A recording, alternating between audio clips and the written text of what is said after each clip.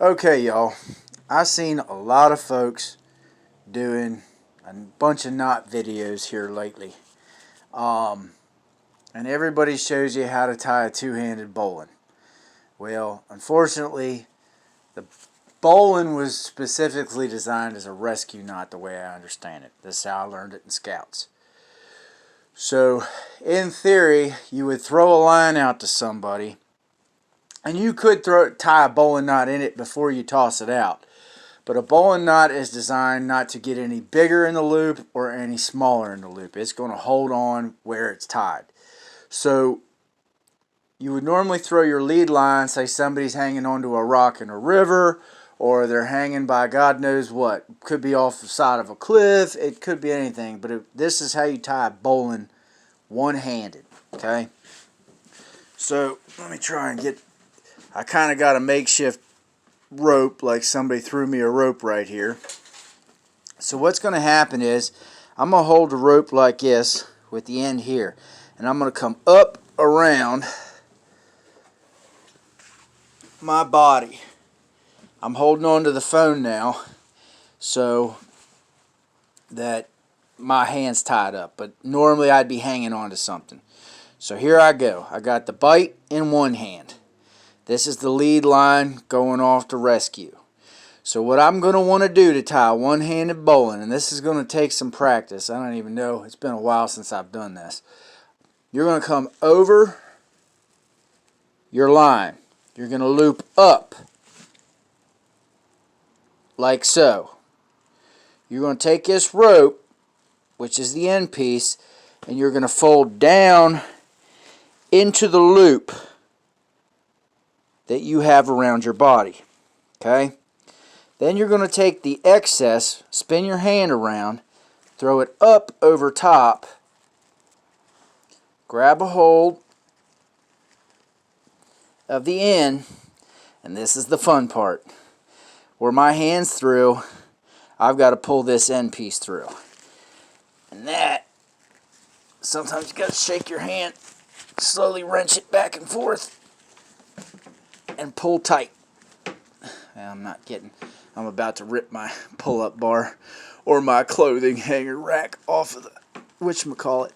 But if I can go ahead and kind of splay this around, this looks pretty ugly. But all in all, that's a life-saving bowline knot. It's not. I'm leaning back and pulling on it, and it's going to drag me, depending on who's on the other end of this thing, that's going to drag me up out of a river, God knows what.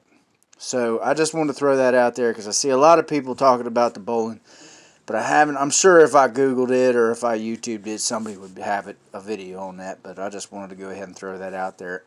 If you're going to practice this knot, use a thicker rope. The thinner the rope, the harder it is to get it over your hand and pull back through with that loop. But I'm going to go ahead real quick here. We'll just run through it one more time. I'm going to set you all down a sec.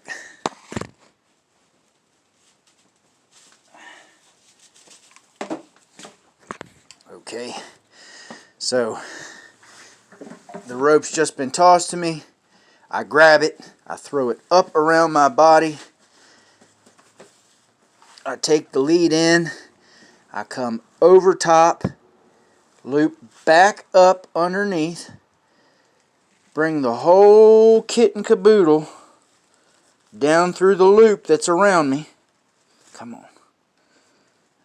I gotta backsplice this rope. Spin my hand around, throw up over the lead, grab on the other side, get a hold of that end, and start working through. Oh, dagnabbit, this is the difficult part, for sure. Trying to do this while holding the phone is not as easy as one would imagine.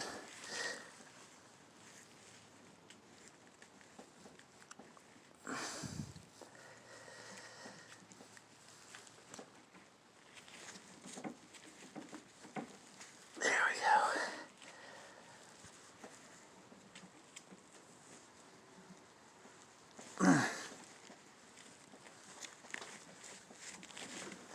And bang. There she is. That's my hands off of it. I'm leaning into it. I don't want to lean too far because I'm going to rip that pull-up bar off, but you get the idea. This will hold anybody, depending on what the integrity of the rope is. So yeah, hopefully I'll try and make a better video of this, or I'll put a challenge out to everybody else to make a video and throw it up on the tube. Let's see your one-handed bowling. God bless y'all. Be good, be safe.